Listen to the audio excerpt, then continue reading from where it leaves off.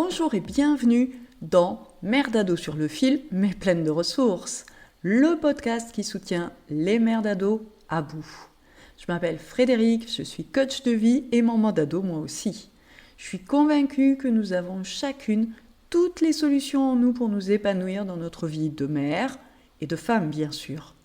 Mais parfois, le nez dans le guidon, on ne les voit pas. C'est pourquoi j'ai créé Libératrice de solutions, pour aider les mamans à trouver leurs solutions aux problèmes qu'elles rencontrent avec leur ado. Ici, on parle sans filtre de ce que c'est vraiment d'élever un adolescent. Les conflits, les silences, la fatigue, mais aussi le courage, l'amour et surtout les petits pas qui changent tout. Ce podcast, c'est ta bulle de soutien, ton espace pour souffler et réfléchir, pour repartir avec des clés concrètes pour retrouver confiance, lien et équilibre. Alors, prête à embarquer avec moi ? Respire un bon coup et c'est parti !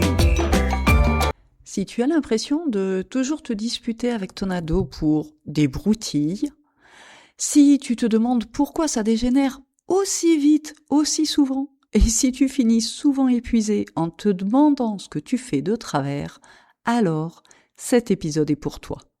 Aujourd'hui, je vais t'aider à comprendre ce qui se passe chez toi et chez ton ado. Je sais ce que tu te dis quand les tensions sont très fréquentes, trop fréquentes, quand il n'y a plus de dialogue. Certainement que tu te demandes si il le fait exprès, s'il te provoque. Sans doute que tu te dis aussi qu'il ne te respecte pas. Peut-être qu'il t'arrive de penser que si tu ne réagis pas, si tu laisses passer, ce sera encore pire. Et surtout, je suis sûre que tu te dis qu'il faut que ça cesse, que tu en as marre. Et bien sûr que ces pensées sont humaines, qu'elles sont normales, naturelles, parce que quand ton ado te parle mal, forcément que t'as qu'une envie, c'est qu'il te parle correctement. Et évidemment que dans cette situation, tu te dis que tu manques d'autorité, que ton ado est mal élevé, et comme c'est toi qui l'as élevé, forcément, ça te culpabilise et t'en arrives à te dire que t'es une mauvaise maman, que tu n'es pas compétente. Et je veux te rassurer tout de suite parce que énormément de mamans passent par là. Je peux te le dire parce que ce sont elles que j'accompagne au quotidien. Le problème, c'est que quand tu restes là-dedans, quand tu restes convaincu que tu l'as mal élevé, que tu n'es pas une bonne mère, quand tu t'auto-convaincs que c'est la vérité, la réalité, tu essaies de reprendre le contrôle sur ton ado. Sauf que, en faisant ça, la relation devient un véritable champ de bataille. Tu aggraves la situation, alors que ce que tu voudrais, c'est que ça s'apaise. Tu cherches à avoir la paix, et finalement, en essayant de l'obtenir par la contrainte, par le contrôle, par les cris, t'obtiens tout le contraire.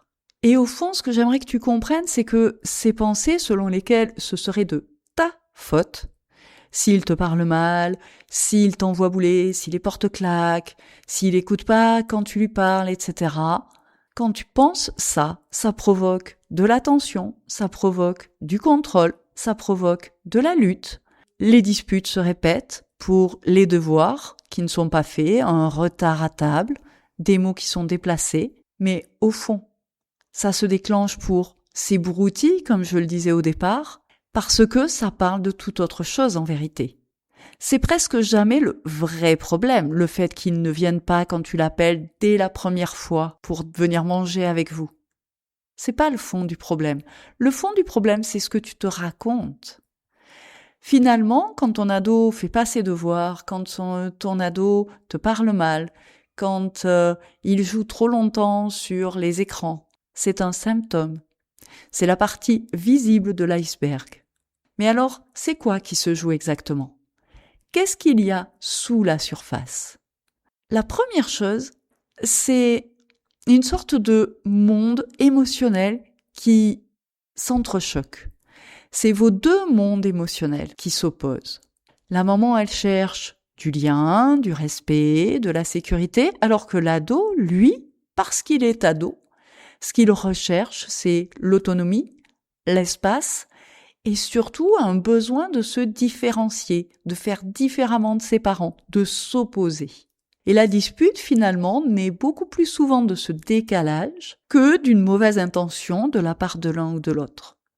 C'est aussi souvent le fait que toi, tu attaches de l'importance à quelque chose qui pour lui ne l'est pas. Donc tant que ton ado, il n'aura pas conscience de pourquoi il doit travailler, tant que ça n'aura pas de sens pour lui. Et aujourd'hui, Dieu sait que c'est compliqué pour les ados d'avoir du sens dans les apprentissages parce que l'IA leur permet de trouver des solutions à peu près tout très rapidement, parce que l'IA te sert de traducteur, parce que si tu as envie de savoir où est la Chine, tu demandes à Google et il va te sortir une carte et finalement t'as pas besoin d'avoir mémorisé tout ça. Bref, il y a un moment où nos ados finissent par se demander pourquoi on leur fait apprendre autant de choses alors qu'il suffit d'ouvrir un ordinateur pour avoir toutes les réponses. Tant que tu ne sais pas pourquoi tu apprends quelque chose, pourquoi tu travailles, c'est très compliqué d'être motivé. Et c'est la même chose pour ranger ta chambre. Pour toi, ça peut être quelque chose d'important, mais pour ton ado, ça l'est pas. Et si pour lui, c'est pas important que sa chambre soit rangée, tu vas lutter encore, te bagarrer, et tout ça pour rien. Ensuite, souvent, une dispute, c'est une sorte de signal. C'est pas une attaque. Parce que derrière une dispute, il y a très souvent une frustration, ou en tout cas une émotion négative qui est rentrée depuis trop longtemps. Il y a le besoin de s'assurer de l'amour de ses parents. Chez l'ado, c'est flagrant. Très souvent, il va te titiller, il va te dire un truc désagréable, mais tout ce dont il a besoin au final, c'est d'une réassurance. Et puis, une dispute, c'est souvent le signe d'une fatigue accumulée. Et dis-toi bien que oui, t'es fatigué, toi, parce que tu gères plein de choses, évidemment, mais ton ado, lui aussi, est fatigué. Il est en construction et c'est fatigant. Il est bouleversé par ses hormones qui partent un peu dans tous les sens et ça le fatigue. Et c'est vrai que c'est ralent. Et c'est vrai que ça nous fait parfois nous énerver quand on les voit traîner comme ça et nous dire flemme, flemme, flemme à répétition dès qu'on leur dit un truc. Mais il n'empêche que physiologiquement parlant, ils ont des tas de raisons d'être fatigués. Et d'ailleurs, si tu y réfléchis et que tu regardes les situations dans lesquelles tu as pu, toi, t'emporter la première, parce que oui, des fois, c'est ton ado qui s'énerve d'abord, mais je suis sûre qu'il y a des cas dans lesquels c'est toi qui t'énerves en premier. Et si tu regardes ces situations, tu vas te rendre compte que toi aussi, t'as un trop-plein émotionnel dans ces cas-là. Toi aussi, t'es dans un état de fatigue. Et toi aussi, t'as ce désir de sentir que ton enfant, il t'aime. Et ça peut passer par le désir comme ça qu'il te respecte, le désir qu'il reconnaisse tout ce que tu fais pour lui, etc. Donc oui, il y a des différences entre les mamans et les ados, évidemment, mais il y a aussi des points sur lesquels vous pouvez vous retrouver. Et ça, c'est important de les voir parce que ça te permet de te mettre un petit peu à sa place et de te rendre compte que sa façon de réagir n'est pas tellement éloignée de la tienne. Autrement dit, une dispute est souvent un appel maladroit et pas une déclaration de guerre comme on le prend parfois. Et puis, ça m'amène du coup à ta propre charge émotionnelle en tant que maman. Quand toi aussi tu es épuisé, tendu, en mode survie finalement et que tu es dans le faire, il faut gérer, forcément tout va devenir beaucoup plus explosif. Et c'est normal. Mais c'est important d'en prendre conscience parce que si tu veux qu'il y ait moins de disputes, tu dois commencer par faire baisser la pression de ton système nerveux. Bien sûr, il faudrait que ton ado puisse faire baisser le sien. Mais pour ça, il faut que lui se prenne en main. Et toi, tu peux aussi faire des choix, prendre des décisions et faire baisser la pression en toi. Parce que c'est ça qui va te permettre de prendre soin de ta famille et de tes ados. Un système nerveux saturé, il est forcément explosif. C'est de la biologie pure, ton cerveau en mode survie, il ne peut pas être un cerveau en mode pédagogie. C'est pas que tu es faible, c'est juste que tu es humaine. Et tu fonctionnes comme tous les êtres humains. Quand tu es épuisé, tu es plus réactive, plus susceptible. Et si je te dis ça, c'est juste pour que tu comprennes. Tu dois avoir aucune culpabilité. Au contraire, tu dois prendre conscience que c'est normal, que c'est biologique. Et que donc, en fait, tu n'y peux rien. Ta responsabilité, elle est dans le fait que, si ton système nerveux est saturé, tu dois travailler sur lui. Si tu es fatigué, si tu as trop de charge mentale, si tu es en mode survie et dans le faire en permanence, alors il va falloir observer comment tu fonctionnes pour changer ça. Et c'est bien parce que tu vas avoir conscience de tout ça que tu peux arrêter de vouloir tout faire. Parce que tu sais que non seulement c'est mauvais pour toi, mais encore ça l'est pour tes enfants, ça l'est pour votre relation. Et donc la raison pour laquelle les disputes, les crises se répètent encore et encore sans que tu parviennes à les éviter, pourquoi à chaque fois tu tombes finalement dans le même piège alors que tu t'es promis que cette fois-ci tu vas rester calme, c'est que ton ado tape précisément là où ça fait mal, et il est très doué, il tape pas au hasard. Il tape là où ça saigne encore, là où tu as encore une blessure. Et puis, si tu tombes tout le temps dans le même piège, c'est parce que la pression, elle s'accumule. Souvent, tu veux faire des efforts pour pas t'énerver. Et du coup, tu te dis, là, cette fois-ci, je vais rester calme. Et tu prends sur toi. Mais tout ce que tu fais, en fait, c'est créer une sorte de cocotte minute, tu sais. Tu montes le feu sous la cocotte minute, mais à un moment donné, il va falloir que l'air, il puisse s'évacuer. C'est le fait que ton système nerveux est saturé, je te l'ai dit, et c'est le fait que la posture que tu adoptes est toujours la même. T'arrives pas à changer. Et pourquoi? Parce que t'es épuisé, parce que ton système nerveux est saturé et que donc t'es pas en capacité finalement de changer ce qui doit l'être, de changer ta posture. Sauf que tant que ta posture intérieure sera la même, le scénario va se répéter et se jouer à l'infini. Et tant que tes propres blessures ne seront pas guéries, alors ton ado va venir appuyer dessus et ça va saigner à chaque fois et tu vas réagir à chaque fois. Et tu vas les revivre sans cesse.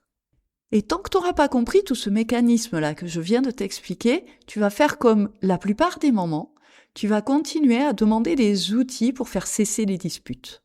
Mais ce que personne ne te dit, c'est que aucun outil ne peut faire ça finalement. La plupart des gens te donnent des conseils pour te faire respecter et te disent « pose des limites ».